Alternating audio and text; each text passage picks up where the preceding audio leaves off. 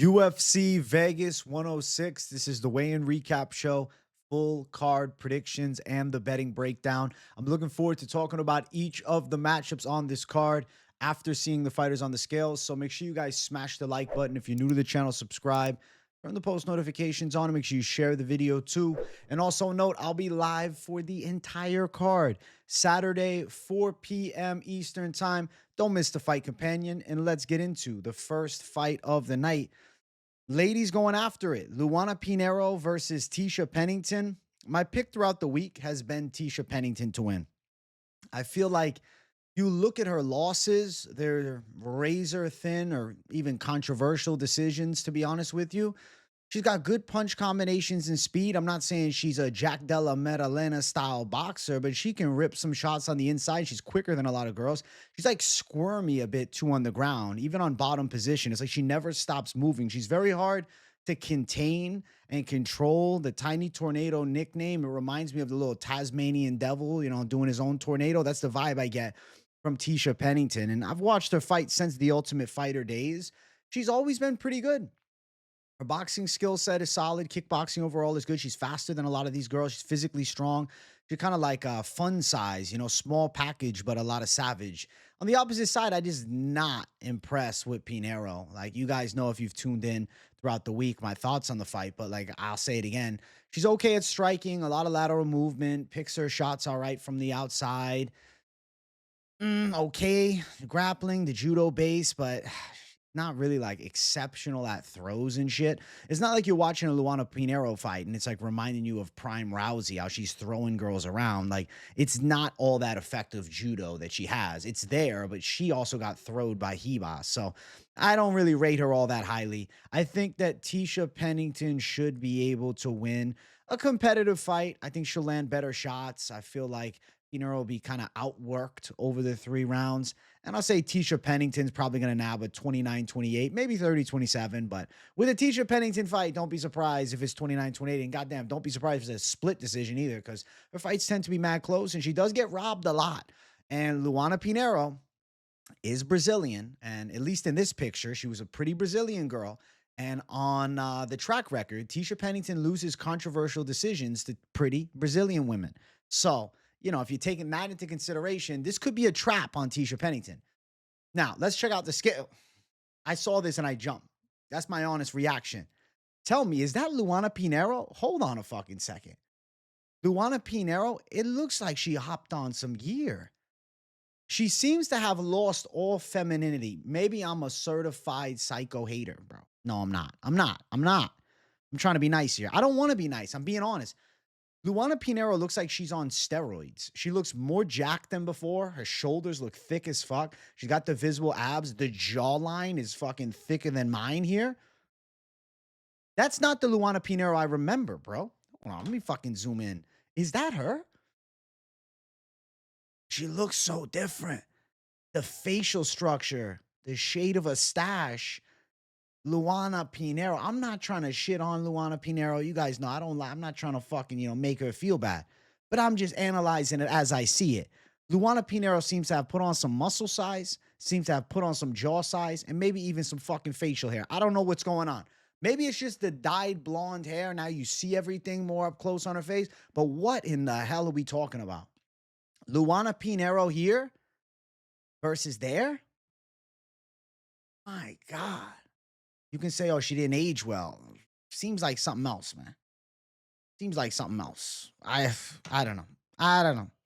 Seems like roids, man. If I had to guess, like genuinely, if you said like, I have to pick it, roids. Not saying for sure, because there's drug testing in the UFC, and I doubt people are doing things like that. Of course not. Of course not. Tisha looks good per usual. Shredded up, good shape, ready to rock and roll. What else can you say about Tisha? She looks good. She looks in shape. She looks on point. You got that mother strength now. Shredded as fuck, dude. Look at Tisha. Stays ripped. I'll be honest, Luana Pinheiro looks more like herself from this angle. It's so weird, that picture, though. You can't see her face here. I don't know. I need to see the face in the cage. I need to see what we're looking at. That was a menacing weigh-in. The weigh-in recap going a different direction than initially anticipated here. I didn't plan on being AJ the roast man today, but It just has to happen sometimes. Minus 330 for Tisha Pennington, but for whatever reason, I guess Fight Odds doesn't think she's legitimately married. Interesting Fight Odds. Tisha Torres on Fight Odds and a lot of betting sites. Plus 255 for Luana Pinheiro. And let's see. Over rounds, over 2.5. Hot take, over 2.5 minus 455. Bang. I do think we're going over. I think Tisha wins the decision. Unless Pinheiro really is, a little something. I don't know. Torres by decision. My fucking God, there's nothing to be done. If Pinheiro goes out and wins a fucking controversial decision, it's the jinx of Tisha. Her kryptonite, I'm gonna say, is pretty Brazilian women. I don't know. Luana here looks great, but I don't know what we're talking about. Fucking getting close to that Vanderlei Silva Chris Cyborg look, to be honest here, to be blunt. We'll pick Tisha. Let's keep moving. Next fight on the card. Hyun Sung Park versus Carlos Hernandez. I'm going with Carlos Hernandez, but I won't say I don't have weird feelings that he might get absolutely fucking handled. And I'm not even going to say weird. I think they're valid feelings. I mean, his UFC record is kind of shit, but he's won fights in the UFC. Not that Park hasn't, but my God, bro. Hyun Sung Park might be a really good prospect, but he might also not be. He didn't look that good against Shannon, the fucking can crusher Ross. I mean, Shannon Ross was washed at the time they fought. Fucking can't keep this thing there. 13-8 Shannon Ross, who had taken how many losses in a row? Shannon Ross got knocked out by Vinicius Salvador, who turned out to be absolutely atrocious. Clayton Rodriguez, Jesus Aguilar, and then Park. Bro, I don't know where Park's at. He beat Suguk Choi. Oh, my God. Suguk Choi is not very good. Tapnoi Kiram, I don't know. He had good moments, but he fell off. He's too Muay Thai focused. I feel like Hernandez could win like a nitty-gritty, close-ass decision. Force it to the cards. Force it to probably a split decision with Hernandez nabbing around in there. And then one toss-up round, Park with a clear round. Flip a coin at the end. But I'm going to say coin flips towards Carlos Hernandez by split decision. And picking a split decision in this fight, because it's a flyweight fight that could be pretty back and forth, doesn't seem far-fetched in the slightest. I say Hernandez could pressure Park. I think he could look good in the third round. He could win some striking exchanges. Park looks really explosive, though. Park seems to have some heavy power. It's just, I don't know if he's all that accurate. I don't know if he's really as good as advertised. I mean, the ground skills are there. He's got a lot of subs. Dude, it's like I'm picking a guy that has beaten the bottom of the barrel. Now, I'm not saying Carlos Hernandez is a substantial jump, but I would bet money on Carlos Hernandez against Suguk Choi and Shannon Ross, right? He beat Tumen Dumbarell in a close decision, and I know Tumen Dumbarell's kind of He's good. He's good, but he had a close fight with Tapnoi Kiram, to be honest with you. But still, I think he's better than that. I'd say Carlos Hernandez by split decision is live, but Hernandez on a 2-fight win streak in the UFC, it might just not be possible. So if it goes the other way, I guess I wouldn't be shocked. Oh, I gotta scroll down, please. Carlos Hernandez. I think they caught him at a bad time, but I will say, looks to be half asleep. Kind of looks like me. Threw it out of my mind Monday from the Moneyline stream. Yeah, man. Carlos Hernandez, not a great vibe on this guy. I mean, he made weight. He was on point. It's not awful, right? He looked a little fatigued, but he didn't look that bad, right? He looked all right. He's definitely, you can tell he cut some weight, but he's cutting weight. I mean, Park don't really look like all that either, man. Park looked decent. I'm trying to see if I have that feeling. Like certain fighters is like, you look and you're like, oh shit. Like they carry this certain confidence. I don't know, man. I feel like Park is going to be an average fucking flyweight at best. Does he beat Hernandez? Maybe. Because Hernandez is a little below average, I guess. Plus 165 Hernandez, Park minus 190. I'm not flipping my pick. Fuck that. I'm saying that Hernandez pulls off a split decision against Park. Maybe even a controversial one. I'm going to stick with Hernandez because I think he could win the third round. And then it comes down to, how the fuck does 1 and 2 go? Let's see. Is there a spread here? I know the spread is available, but I don't know if they have it listed. Yes, they do. Minus 150 Hernandez spread. I think he can take a round. Does Park go out there and knock him out? I don't think so. Does Park go out there and finish him? The hype on Park would say maybe. Like, what's inside distance, actually? Let's see. Park inside distance, plus 200. Decisions, plus 160. Okay. So it is more so anticipated to go later. I say Hernandez 29-28, but one judge is also going to have it 29-28 for the other side. So split decision. I say Hernandez, the better play, will probably be going for that spread just to keep you on the safer side. But if you're looking for plus money, plus 165, it's live. It's going to be a close fight. I'll pick Carlos Hernandez in a bit of a coin flip fight. Let's keep running. Next fight on the card, Denise Gomes versus Elise Reed. The pick here is Denise Gomes. I think she'll beat up Elise Reed. Elise Reed's not awful, though. Like, her striking's okay. Elise Reed can kickbox a bit. She works a decent jab. She's really not that bad. It's just Denise Gomes is kind of a savage. She's got power in her hands. She's a physical presence. She's very physically strong. She's explosive. She's well-rounded. Denise Gomes should absolutely beat up Elise Reed. It shouldn't be this competitive fight going to a close back and forth decision. That in itself is a loss for Denise Gomes. If she loses a round against Elise Reed, I think it's a loss for Denise Gomes. We're going to have to be like, ooh, pump the brakes. Pump the brakes. But I think Elise Reed survives. She could survive to the final bell. The thing about Gomes is she does have heavy hands. She knocked out Haragi. She throws big shots. But I think Elise Reed will be okay on the feet. I don't know why I'm not seeing her getting knocked out. I think it's because she's decent from distance and her actual defense isn't awful. I think Gomes could get her to the ground, though. We've seen Elise Reed get fucked up with ground and pound, seen her get choked out. I feel like Denise Gomes is definitely getting her hand raised. It's more so how. I just feel an overwhelming decision, which is underwhelming as fuck as far as the outcome for the fight. But something tells me like, yo, decision makes sense. But maybe Gomes gets her first submission win, but knocking Reed out, ground and pound, maybe. Ground and pound, maybe. We had Parker Hernandez face off. I did not even bring it up. It wasn't even necessary, bro. See, a little bit shorter for Hernandez to Park a little taller. Denise Gomes, though. She got the neck tap, looking intense. Squint, and she looks like she's on the men's flyweight roster. I know who that is. Is somebody on the men's flyweight roster? Maybe not. On the opposite side, Elise Reed. To be honest, Elise Reed looks a little thicker in the fucking traps and shoulders than ever before. Let's look at the face-off. I mean, Elise Reed is not in this fight to lose. I think she's going to be tough, and that's why I'm thinking she might survive till the final bell. But I just think Denise Gomes is like a superior, explosive athlete. More of a physical presence, more masculine than her. Let's be real. That's a factor in women's fighting. Who's more masculine? A lot of the times, the more masculine woman has a fucking advantage. Not that Elise Reed is like, the most feminine chick you've ever seen, but you get where I'm coming from. You get what I mean. Yeah, we're going Denise Gomes. Now, do I really have to keep staring at these two? I would rather not. Minus 700, like I got a hot take.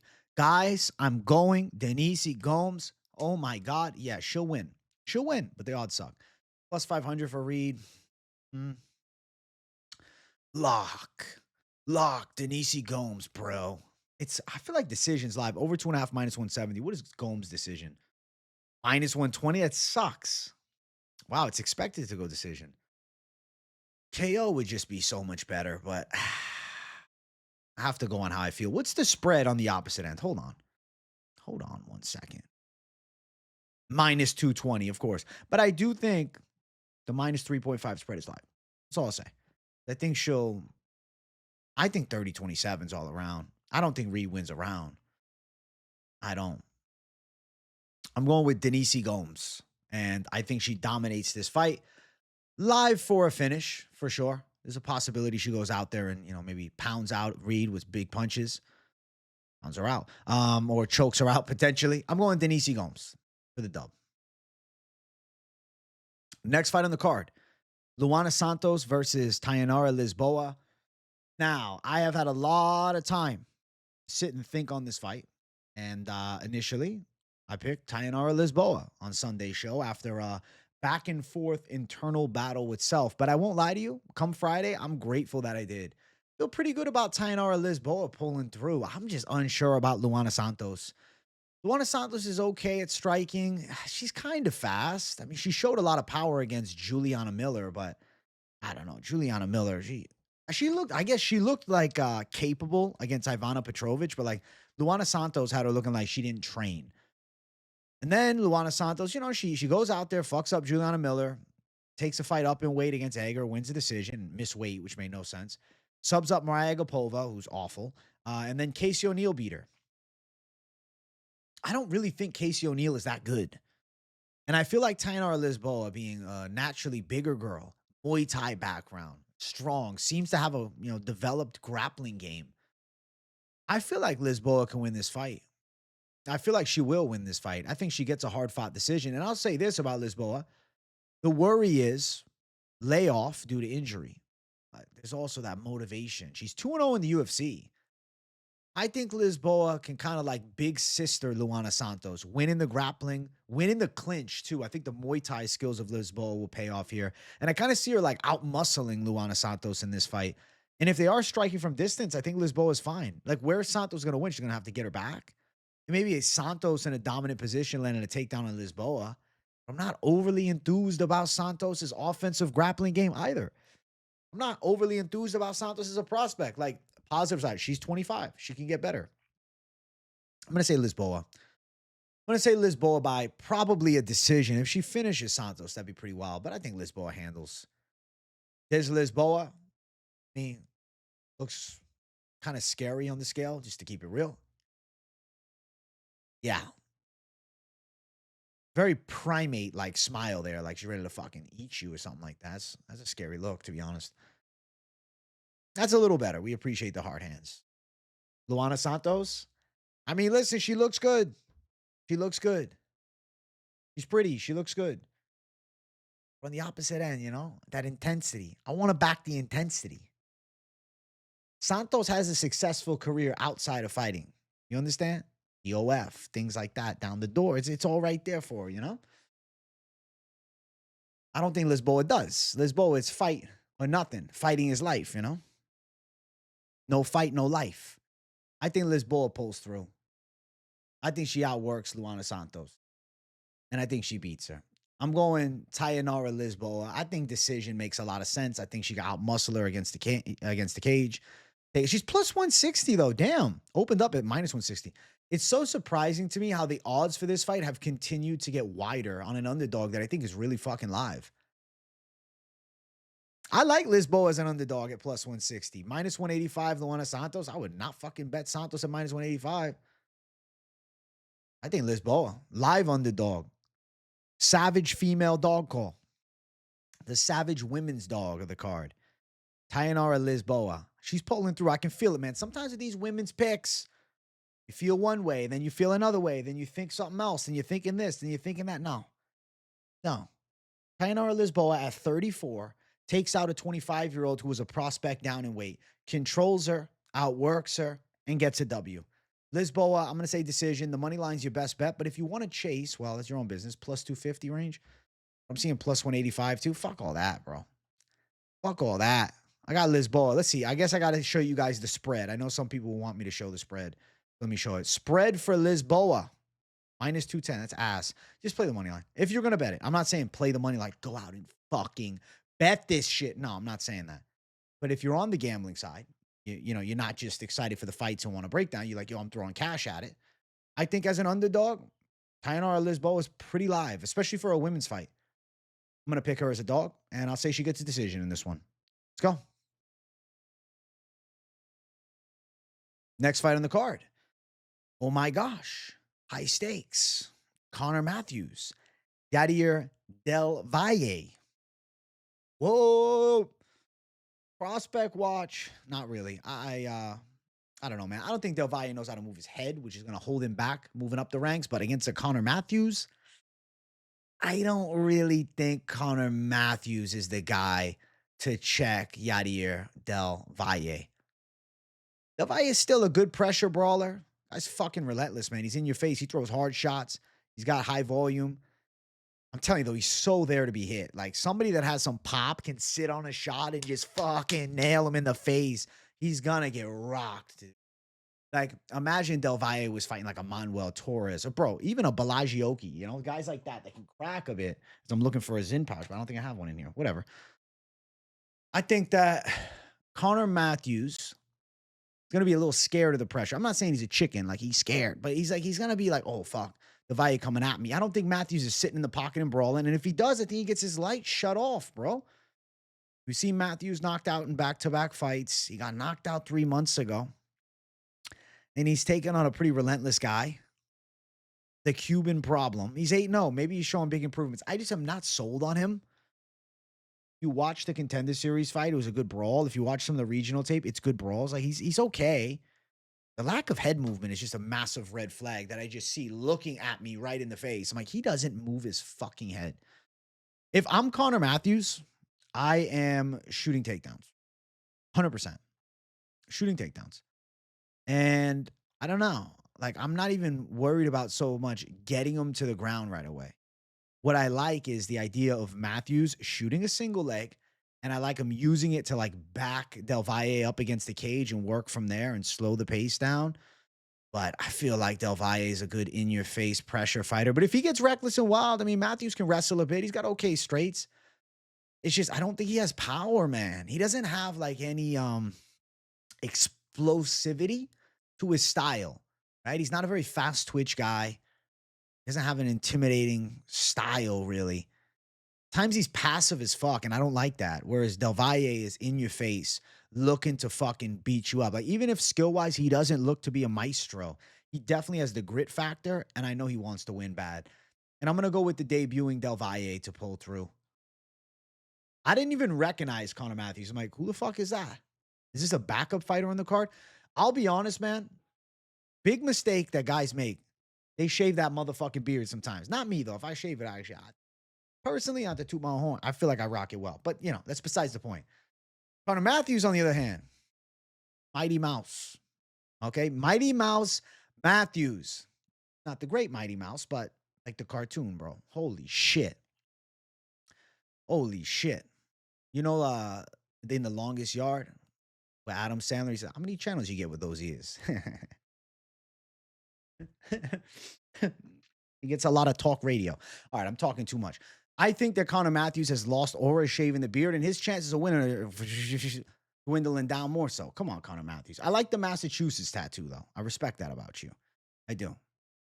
DelValle seems like an intense motherfucker. I mean, he's jacked as hell, regardless of what I say about his potential skill set. And I got a Zin that I can pop in. I got a new one. Oh, my God. I had it in my pocket this whole time. Shout out to the Zin. DelValle is jacked. He's shredded. He's in shape. He's a relentless pressure fighter. He's crazy. The guy seems fucking nuts.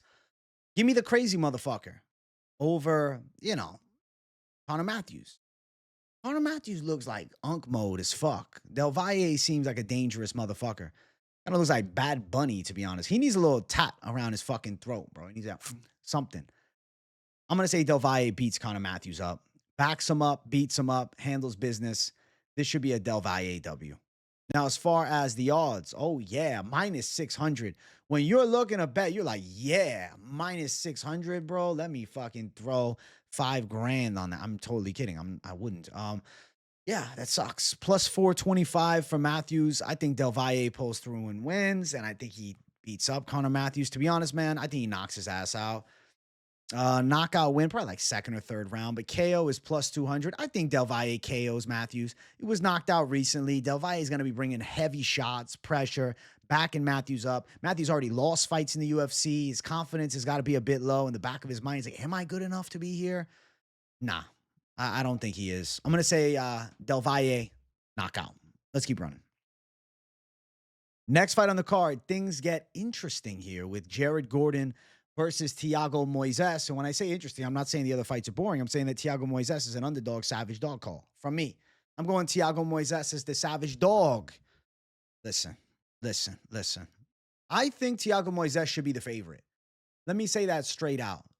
Thiago Moisés, it's like, yes, he's taken L's to Ludovic Klein. He lost to Benoit Saint-Denis. but I feel like he's still improving. That Trey Ogden fight, he looked really good. They said he changed up his strength and conditioning, changed up the way that he was training his body before he was just doing bodybuilding. And I felt like he looked way faster against Trey Ogden, way stronger. His striking looked way better. And say what you want about Trey Ogden. I mean, give him respect. He fucking beat Daniel Zellhuber. On the opposite side, you got Jared Gordon. Obviously, tough brawler, good boxing pressure style, boxing wrestler pressure style, very in your face, good combinations, fights well against the cage, fights well, dirty boxing. Definitely, if you compare the skill sets and ranges, long range striking, Thiago Moisés, no doubt. Mid range striking, I slightly favor Thiago Moisés. Close range, though, I definitely favor Jared Gordon. But here is the caveat, okay?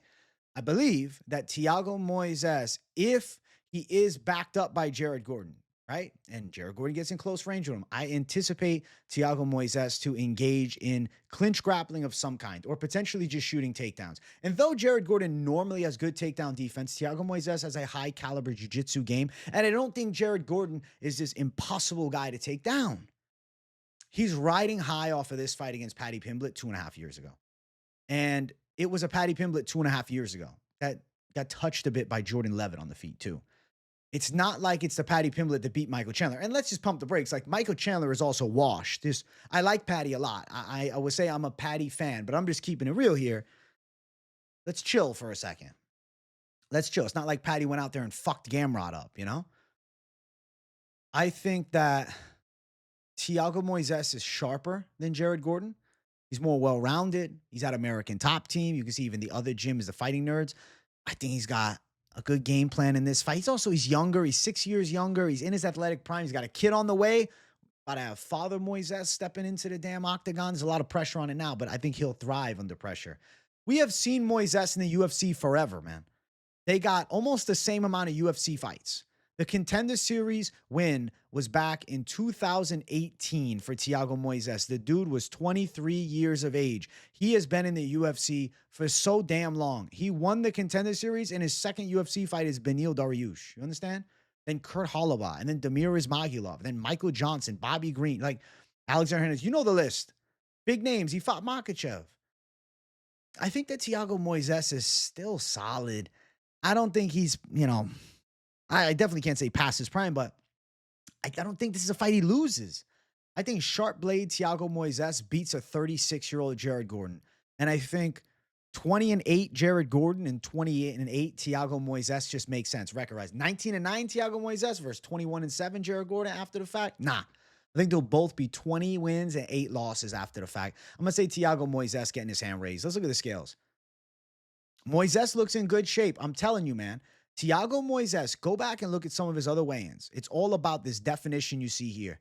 He comes in just a tad bit more shredded. Actually, I can't even point at it, but little definition of the side obliques. He's a little more shredded than he used to be. And that shows me that he's absolutely dialed in on every aspect, man. Firing on all cylinders, dude. And then Jared Gordon, he looks good. I mean, Jared Gordon is a tough motherfucker. Always respect to Gordon. Fun style, badass dude. Helps people with like addiction counseling, stuff like that. So respect to the motherfucker. He's a good man. But I don't think he's the man winning on Saturday. I don't think he's the better man in the fist fight here. And there's the intense face-off. I'll say Thiago Moisés gets a W for Brazil. I'm not going savage mode USA in this one. I'm going Brazil, obrigado, W. Odds for the fight, Moisés plus 102. He's still an underdog, man. At open, Thiago Moisés was a minus 170 favorite. The Jared Gordon side has flipped, heavily bet down. Minus 122 for Gordon. I mean, I get it with Gordon. He's toe-to-toe with Nasrat Haqparast in an absolute dogfight. Fucked up Marco Madsen, but listen, Marco Madsen was way too old to really get into MMA. He had no chin. But he fucked him up. He knocked him out. That was impressive. I think Thiago Moisés is getting his hand raised. Over is minus 325. I favor the over, but I will say Moisés brings a submission threat for this fight. Moisés by sub is plus 550. Decision, which makes more sense, plus 225. I feel like Thiago Moisés is going to go out there and look pretty good. I don't feel like he's an underdog. I know betting-wise he's an underdog, but it doesn't feel like he's a dog in this fight. I feel like it's pretty 50-50. That's why the odds are close. But I don't know, man. In my head, I rate Moisés as the favorite. Like opening odds minus 170, that makes more sense to me than seeing Jared Gordon as a -122 favorite. I think that Thiago Moisés is a good underdog. I'm calling him the Savage Dog Lock. We're going for him, and I think he's going to win. Let's keep moving up the card. Next fight, we have our featured prelim of the night, Matheus Camilo versus Gabe Green. Now, it's a new look, Gabe Green. He's at 155, and he was outside the UFC, but not in the UFC. The pick for me is Matheus Camilo. It has been all week, but you have to proceed with a tad bit of caution because, listen, Gabe Green's a tough customer. 11-5 as a pro, but look at his last five. He fought D-Rod. He fucking beat Phil Rowe, beat Johan Lanus, which hasn't aged that well. Johan Lanus retired and kind of gave up on fighting. Lost to Ian Gary, but still went the distance. And Brian Battle starched him in one shot. And how long ago was that? 2 years? 2 years off, then moving down 15 pounds. But I told you guys throughout the week, a lot of it is going to be about the scales. And I knew he was coming in shape because they updated his ESPN pick, and he looked fucking shredded. We'll bring up the scales in a sec. But I just think Camilo's too much, man. Lightweight skill set versus welterweight skill set. Nova União prospect. I feel like Camilo's striking looks good in this fight. I think his grappling is there. I think he'll have a speed advantage. You know, a lot of these bigger guys in the mind, like, yo, I'm going to get down in weight. I'm going to compete better against these guys. But I don't know, man. Him getting dropped in one shot by Brian Battle's not a great look. But listen, he's a decent southpaw in Green. And he moves, you know, relatively well. He's got some striking. He's got some hands on him. I say he's powerful, but he's not a sharp striker. He's a bit maybe wild or out of position at times, but definitely physically strong and definitely a presence. I mean, the guy knows how to fight. You know what I'm saying? He's capable. I think that, you know, he's UFC roster worthy, at least at this point. Camilo on the other side, though, has a chance, right, to make something of himself, right, from Nova União, their undefeated prospect. Or I guess he's not, you know, undefeated, but right now they're prospect on a roll. And he just defeated an undefeated prospect in Nobatov, who was, you know, probably supposed to beat him on that damn looking for a fight episode. Camilo's got good Muay Thai. He's got good jiu-jitsu. I feel like he's going to be able to handle Gabe Green. I'm going with Camilo to win. But let's check out the scales, man. Gabe Green at 155. I don't know how to describe it, but I know he's shredded, but I don't like this for him, 155. I got a bad feeling about it. I feel like he looked a little bulky at 170. I feel like the chin could be cracked in this fight here. I do like the cross on him, though. Amen. Good luck to him. Camilo kind of looks like the son of RoboCop. Like, if you told me, yo, RoboCop's son is making his UFC debut, you'd be like, holy fuck, that's him. So the son of RoboCop versus 11-5 journeyman, I think the son of RoboCop wins. And there's the face-off. Bro, I don't know, man. I feel like Gabe Green looks in good shape, but he's like one of those guru types. Not like MMA guru. I'm talking about like guru. Like he's like a yogi. You know what I'm saying? I feel like he's doing yoga a lot. He's got the beard out long. He's living in the mountains and shit. I think that Camilo is going to beat his ass. I feel like Camilo's live for a finish. Something about the face-off is telling me Camilo might knock his ass out.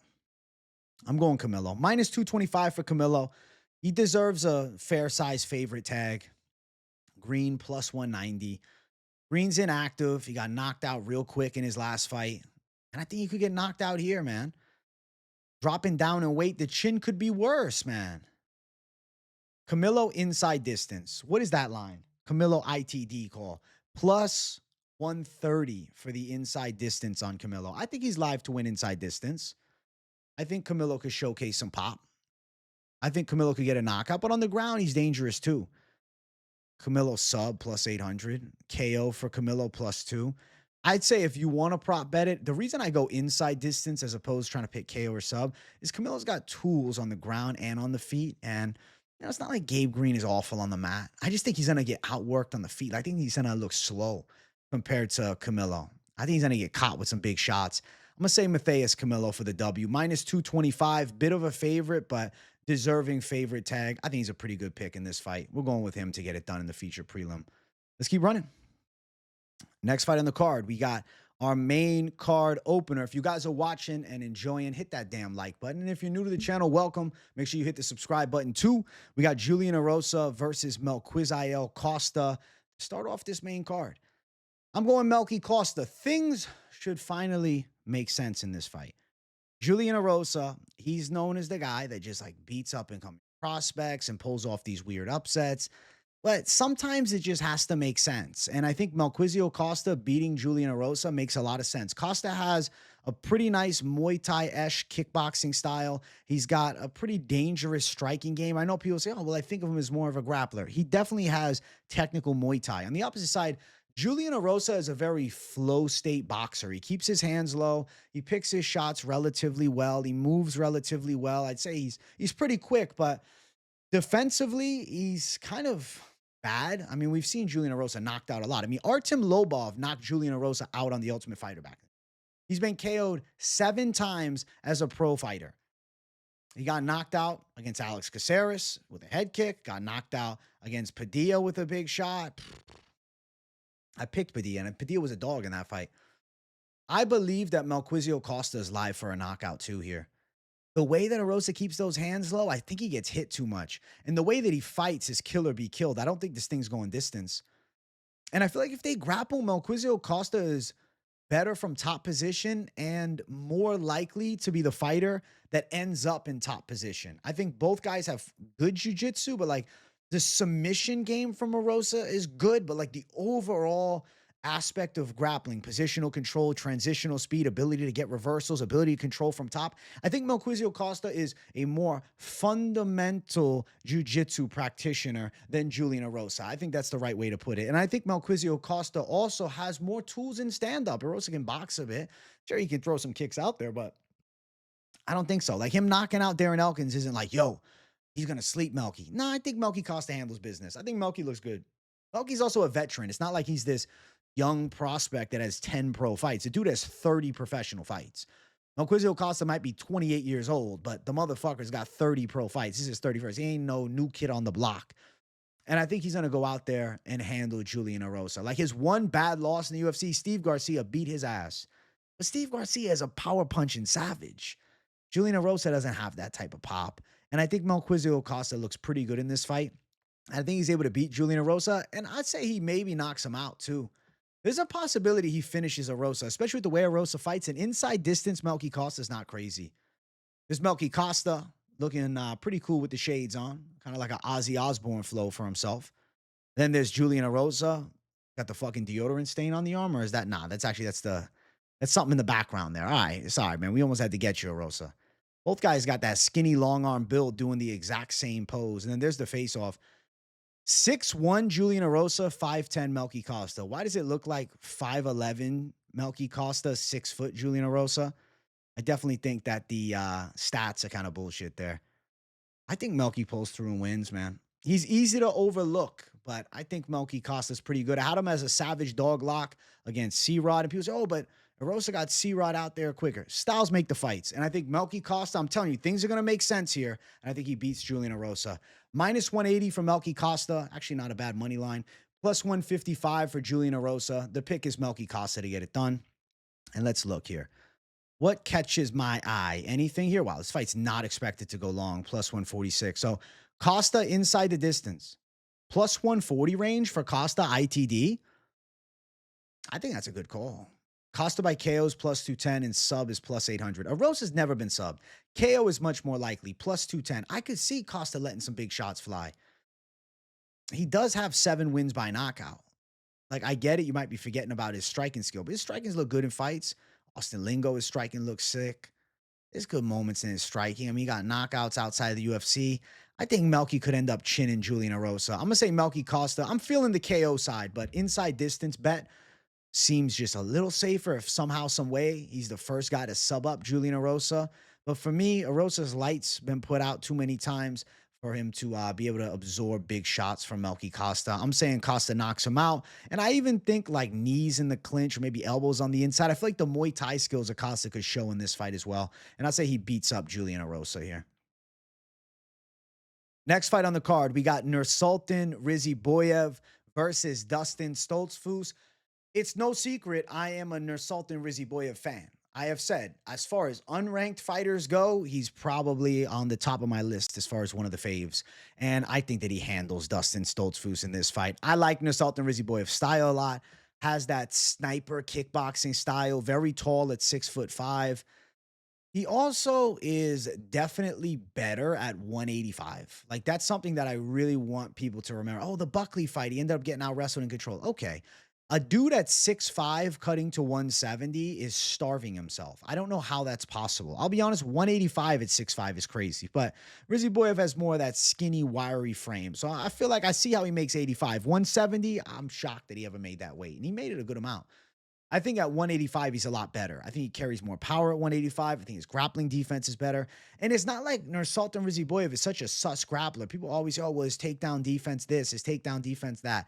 Okay, there was, some lapses on takedown defense outside the UFC or at 170 pounds. But at middleweight, I think Nursultan Ruziboev can handle a Dustin Stoltzfus. It's not like Stoltzfus is this masterful wrestler. He does have okay wrestling, though.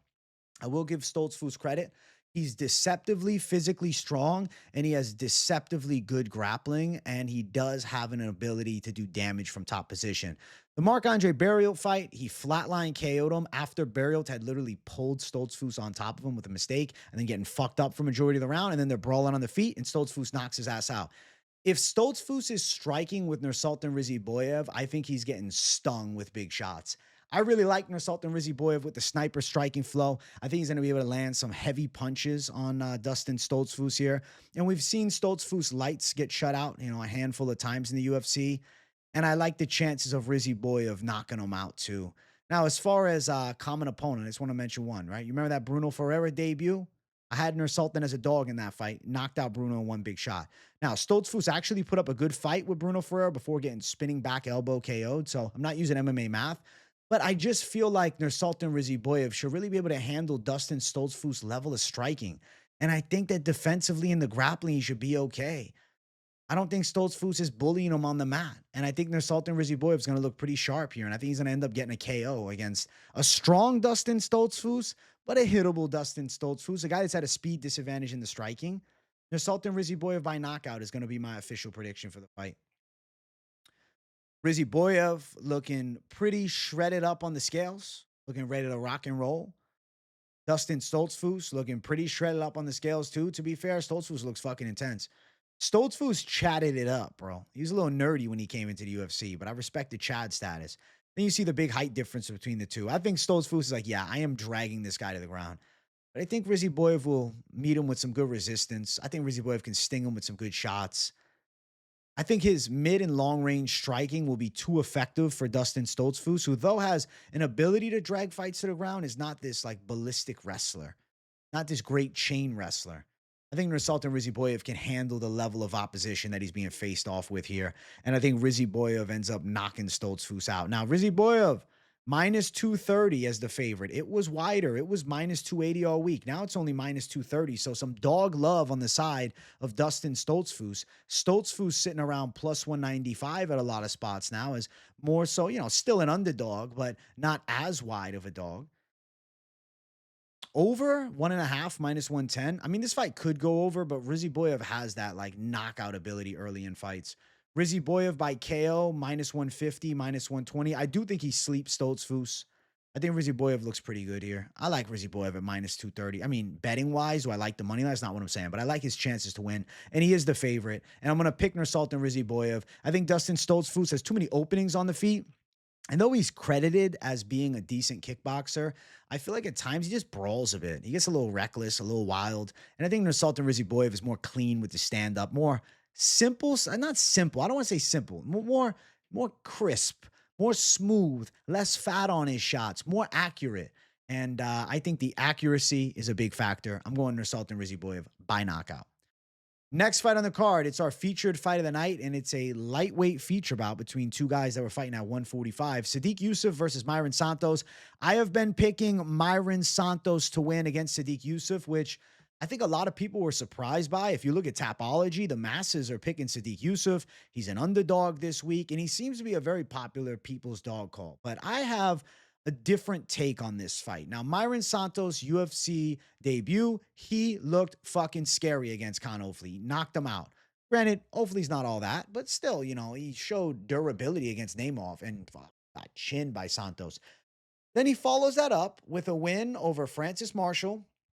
And listen, Francis Marshall is Gritty, pressure-based fighter, has some hands, has some wrestling. I picked Francis Marshall to win that fight. I was wrong at the end, but I did feel like Santos could have lost that decision, but you can't argue he did outstrike Marshall, though Marshall was able to be effective with some pressure. But regardless of that, stylistic matchup here. Sodiq Yusuff is more so a kickboxer. He's got power in his hands. He's got explosive hooks. I'd say he's a relatively explosive Muay Thai-esque kickboxer, whereas Mairon Santos is a more tactical, crisp, Brazilian-style Muay Thai specialist. I feel like the straight shots from Mairon Santos are a factor here. I think he's going to be accurate from distance. The other factor is at 155, what do we see from these guys? I mean, both of them at 5'9" are not tall for the weight class. I guess they're not undersized, but I think of them as featherweights. And Mairon Santos, I think he's committing to 155 because he had said something about the weight cut to 45 being so much weight, like it's too much, like 40-ish pounds, I think. Don't quote me on it, though. Sodiq Yusuff also moving up. Now, Yusuff is coming off of a really bad knockout loss a year and a month ago. Diego Lopez sent him into the motherfucking shadow realm at, I believe, UFC 300. Let me double check. Yeah, it was UFC 300. Sodiq Yusuff was destroyed by Diego Lopez. Now, Lopez went on to challenge for the belt, and Lopez is a top contender. So not a terrible loss in hindsight, but the way he was knocked out was rough. Fight before that, he ended up losing a main event against Edson Barboza that went 5 rounds. He had a lot of success early, landed big shots on the feet, rocking them in the first round, and then ends up getting outpointed throughout the fight and losing on the scorecards going into the later stage.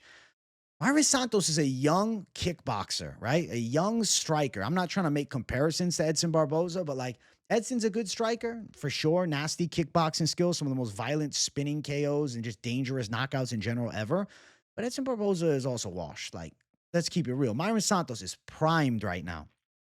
And I believe that Mairon Santos is more effective at landing straight shots, which I think is a factor in this fight. I see Sodiq Yusuff getting hit with straights, trying to close distance. I think Yusuff is going to look to throw big power shots, and I feel like Santos is going to be very aware of Sodiq Yusuff's power punches that he's looking to throw. I think Santos has better footwork. I expect Yusuff to try and control Santos against the cage and kind of pressure him a bit. But I think Santos will look pretty good on the inside as far as like inside fighting against the cage and in the clinch. And I think he'll be able to spin out of those spots, find some striking of his own. And I think Mairon Santos just has more weapons as far as the striking game goes. And I think he's just a sharper striker. So the prediction for me is going to be Mairon Santos. I think he's going to go out there and beat Sodiq Yusuff by a decision. Now, as far as the scales, let's check them out. 155, Mairon Santos. I'll be honest, man. I'm not crazy about it. He's carrying some body fat. I don't think he looks like a lightweight at all. I don't think he looks like a lightweight. I think he looks like a featherweight who didn't cut much weight. And Sodiq Yusuff, I would say the same thing. I mean, it looks like 2 featherweights that aren't cutting much weight. And the face-off, guys are similar size. Height and reach, the same. Like, everything's virtually identical. Santos has not fought the higher level opposition, to be fair, that Yusuff has. And Santos doesn't have as, destroyed ears as Sodiq Yusuff. Maybe that's a factor. I think if you're Yusuff, you're going to try and wrestle, but I think Santos will be harder to wrestle than Yusuff will probably assume, or maybe, they know it'll be hard, but he's going to try anyways. And I think Mairon Santos tactically outpoints Sodiq Yusuff in a very competitive kickboxing fight. Minus 158 for Mairon Santos, plus 138 for Sodiq Yusuff. So the pick for me is Mairon Santos. I do believe he's going to get his hand raised. I do think he's going to go out there and win, and I think he'll look relatively good doing so, but I don't think it's going to be like a one-sided ass whooping. I think it's a competitive chess match style kickboxing fight. Plus 165 for Santos by decision with the over at minus 235. Sodiq Yusuff in the spread. I mean, if you think he's got a chance to go out there and pull through, Yusuff minus 200 if he's, able to make it a tough fight. But I don't know, man. Sodiq Yusuff been out a while. There's a chance that Santos shows accuracy and ends up getting a knockout. There's moments where Mairon Santos strikes. I'm like, yo, this guy has really good potential. I think Mairon Santos wins. Not an easy fight against Sodiq Yusuff, though, for your 3rd UFC fight. Big opportunity here in the feature fight of the night, too. But I think Mairon Santos does shine. And he's comfortable at the Apex. Let's not forget, he's got a lot of Apex fights. He was on the fucking Ultimate Fighter, man. I'm going to say Mairon Santos by a decision against Sodiq Yusuff. Without a wrestling threat, Santos should look pretty good. Next fight on the card, we got our co-main event of the evening. We got Paul Craig versus Rodolfo Bellato. I've been picking Rodolfo Bellato all week because I just can't bring myself to pick Paul Craig, who's lost 3 in a row at middleweight, got outstruck cleanly by Bo Nickel for 3 rounds. I think Paul Craig is going to get bullied on the feet by Bellato. The question mark would be, can Paul Craig drag this fight to the ground? Does Bellato make some mistake? He gets like overly aggressive, shoots a takedown, and Craig, grabs a submission. Is Craig going to have his Anthony Smith, Vitor Petrino moment? Could, I guess. I don't know, man. Paul Craig, I just don't think he's got the striking reflex. I feel like go watch him fight Shogun years ago and watch him strike now. His striking has gotten substantially worse over the years. And I think that the cuts to 185 aren't really a good thing. His body took some fucking damage shredding down that long. Now moving back up to 205 after a failed middleweight experiment. He's taken on Rodolfo Bellato. That's not this like super impressive prospect where you're like, yo, top 15, watch out. But Bellato's kind of like a tough jarhead pressure fighter. Dude's got a big fucking skull, throws hard punches, is confident with his forward pressure. He looks to mix in takedowns at times. I think in this fight, he'll be smart enough to avoid it. In a brawling, striking fight, I think that Paul Craig gets thudded up by big shots because as soon as we get to a fucking space where Bellato can land a punch, I feel like Craig's in trouble. Craig's kicks are all right, but as far as his boxing, Craig is completely outclassed. And it's not that Bellato is this fine-tuned boxer. It's that he has aggressive boxing, he throws hard punches, and he also does not give up on himself. I mean, the Jimmy Crute fight went awry quick. He ends up pulling Jimmy Crute on top of him and getting his ass kicked the whole first round, but still was able to fight hard in the second and third and end up forcing that fight to a draw. I got to look at the positives is the guy does not lose confidence in himself, even when everything's going to shit. And he's only 29 years of age. He's a baby in the light heavyweight division. And I think that Rodolfo Bellato can look pretty good in this fight against Paul Craig. I feel like Paul kickboxing skills from the outside are not, was he going to outpoint him? No. So Craig needs to get this fight to the ground. Paul Craig doesn't have a good wrestling game. Paul Craig could pull guard, then Bellato makes a mistake and gets caught in something silly. I don't see it, man. I think Bellato's going to have the capabilities to defend the grappling. I don't think he's going to look to wrestle. I think he's going to look to throw bombs. And I think Paul Craig will probably wilt under the power shots of Rodolfo Bellato. And I'll anticipate Rodolfo Bellato knocks Paul Craig out in the first or second round. I think he's going to back Craig up. I think he's going to make him uncomfortable. I think Craig gets wobbled by a big shot and Bellato finishes him off with like a big barrage of punches. As far as the scales, though, Paul Craig looks decent. He's looked better in the past, though, to be fair. But, like, listen, he still looks in decent shape. It's just Paul Craig is past his prime, man. And there's Rodolfo Bellato on the other side. Looks solid, too. Both guys definitely in shape. Both guys ready to go. Intense face-off between the two of them. I just think Bellato is too much of a menacing pressure fighter. Too heavy with the hands. Too much thud and pop on the shots. I think Rodolfo Bellato goes out there and knocks Paul Craig out. Now, minus 410, the odds have come down. They were minus 550 earlier in the week. 4-1's not bad. Craig plus 310. 4-1's not bad. That sounds like, what? What's this guy talking? Not bad. I'm saying compared to what it was, minus 410's great. As far as this fight, under 2.5, I think a minus 350 is really live. Expect this fight to end inside of the distance. I'm going to say Bellato by knockout. That's minus 165. Bellato by KO in the second round. What is it? Plus 325. KO round 1, plus 175. Let's see. What's the spread on Bellato? Is there anything worth touching there? Minus 360. Probably gets a finish. Almost better off to go inside distance. What's Bellato inside distance looking like? It's probably going to be minus 250. Minus 300 for Bellato inside distance. I do think he wins inside distance, though.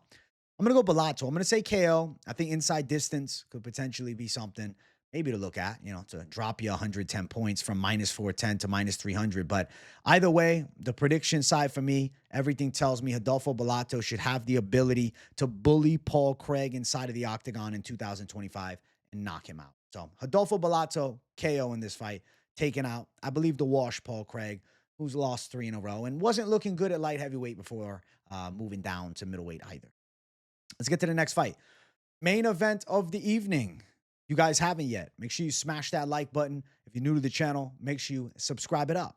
We got Gilbert Burns versus Michael Morales. That's the second time this week. I want to say Verns, like I was from Romania. I don't know what's going on, man. I got a little Romanian blood or something in me trying to fucking sneak out for like Count Dracula over here. The pick is Michael Morales, guys. I think Michael Morales is going to look pretty good here. Morales has good striking, good wrestling base. His hands are fast. He picks his shots well. He's good from long range, pretty smooth with his combos. He also is just really well versed. I feel like he can do everything pretty good. Ecuadorian wrestling base. I don't know. He's always had this like vibe to him that he was a prospect to keep an eye on since the damn Contender Series. And at 25, now he's got the biggest fight of his life in front of him against Gilbert Burns. I feel like Gilbert Burns is past his damn prime. He's got like a heavy Muay Thai style, throws bombs over the top, but I feel like those looping overhand shots that Gilbert Burns pretty much relies on are going to be so ineffective here against Michael Morales, who's like a sniper from long range and just good from distance at straight punches. Burns is going to be looking to throw these overhand shots and close the gap, and then Morales is going to be this thump, thump, thump, thudding them up with straights. Burns tries and wrestles. I think Morales is going to be too quick with the hips and too accurate with takedown defense. I don't think Morales is going to look to take Burns down, but I do think he could press Burns up against the cage and like work okay in the clinch. I think Morales might land like a couple shots to exit the clinch and then get back to striking from the outside. He's got a big range advantage, 8 inches in reach for Morales. He's the taller guy too. 38 years old for Gilbert Burns, 25 years old for Morales. I feel like Burns is past his prime, to be real. His last win was against Jorge Masvidal 2 years ago. Fight before that, he beat Neil Magny. Morales coming off the quick KO of Neil Magny. That was a good performance. He outpointed Jake Matthews and Max Griffin. He fucked up Adam Fugit, knocked out Trevin Giles. I feel like Morales could knock Burns out. I can see a punch landing for Morales that drops Burns. Now, Burns is normally tough as fuck, but we did see his chin tested against Jack Della. Granted, Jack Della's now the champion, so that loss his age really well. Got caught with a big knee and went down. That's probably dropping anybody. But I think Michael Morales could land some big shots on the feet that hurt Burns. I definitely think Morales is going to outstrike Gilbert Burns. I think he's going to land a lot, maybe even shut one of his eyes. I remember years ago, Gilbert Burns struggling with the outside striking from Cowboy Oliveira. When Burns was on the come up, I remember like Oliveira had him in a fucking fight and he had to dig deep and come back in that one. And his eye was all swollen up. I feel like Morales is going to land some thunderous shots from the outside. I really think he's live for a KO, but Burns does have a good chin. I think it's also the age factor. I'm like, yeah, he's 38 and like Sean Brady's not a power puncher. Right. And then you could say, well, Jack Della is, and he did well against Jack, I guess, but styles make the fights. That was over a year ago. And then Bilal beat him in the fight before. I think Michael Morales, it's either KO or decision, but I could see him having that breakout moment and he ends up landing a big counter shot in Gilbert Burns, who like has a little bit of like a stiff Muay Thai stance and is a little square, throwing loop-in shots out of position. Morales fast and finds that perfect straight and ends up dropping him. So I'm going to say Michael Morales, fast twitch striking and overall ability to like defend the grappling attacks of Gilbert Burns looks pretty good here. So the prediction is going to be the young up-and-coming Michael Morales to beat Gilbert Burns. Let's check out the scales and see what we're looking at here. Now, Michael Morales looks like a rapper, bro. Completely new look. I don't even know. Is that peach? Is that red? I don't know what color he's going for, but he's channeling a little inner O'Malley to get the attention on him in the main event. Honestly, not a bad idea because people are going to say, yo, who's that colored hair motherfucker that fought in the main event and knocked Gilbert Burns out? If that comes to fruition, he really upgraded his stats, bro. His whole character build upgrade. He upped his aura a bit, though. He upped his aura, man. I feel like hold on one second. He's got the French tips. That might just be the lighting, bro. The French tips. What are you, Adesanya 2.0 now? With the painted nails? Or is that just my imagination? I guess we'll see on fight day, but I don't know. I don't know about the nail polish, man. This Gilbert Burns looks fucking good. I mean, Gilbert Burns 38. He looks good, man. He looks in good shape, but I don't see it, man. I don't see him winning. You can see like a good height difference. 5'10 to 6 foot. This looks like 6'2 to 5'9. And the long reach for Morales, I think Michael Morales has a good performance. I think he stings up Gilbert Burns with a lot of big shots. I think Burns could look tough. If the chin holds up and they go all 5, I'm not shocked. So I would say KO or decision for Morales, but he could find that KO. I hope he finds the KO because I think that as far as, the hype and potential for him, it'll jump off the fucking page, the charts. It'll jump off the charts if he gets a knockout. Morales, 6-1 favorite. Burns plus 425. I think Morales is going out there and winning. Yes, he's a big favorite at 6-1, which is no fun, but it should happen. The over 3.5 plus 115. So it's expected to end. Wow, that's interesting. I mean, Morales is live for the knockout. I'm feeling the KO side of it. Morales by KO minus 140. Wow, that's shit. Morales decision plus 235. I hate that like the obvious pick would be Morales KO. He's live for a counter shot KO. I don't know if that's like the obvious call. Morales decision plus 235. Morales unanimous decision plus 275. Where's KO or decision? Where's that? Let's see here. Where is it? Do we have that? Morales wins by KO or decision. It's minus 600, the exact same as the money line. That sucks. Over 70 significant strikes, 5 rounds. Can he land over 70? I feel like, yeah. Right? Hmm.